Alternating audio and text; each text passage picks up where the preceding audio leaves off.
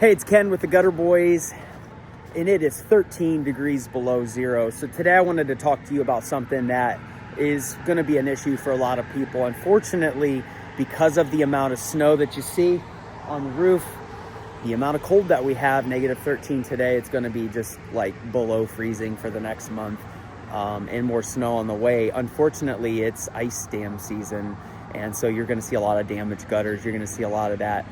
So what are like 3 things that you can do to help mitigate that and help avoid that? Number 1, make sure that your gutters are clean. Make sure that water can get down the downspouts whenever the sun does come out and melt things.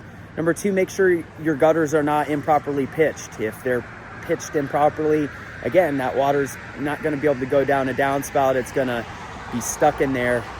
And number 3, make sure your house is insulated properly. When your house isn't insulated, that heat escapes, and then when there's other factors that you can't control, like the amount of snow that's on the roof, or the temperature, or the amount of sun that's hitting your roof at a certain angle, those are things that you can't control. And there's like a lot of factors that you can't control.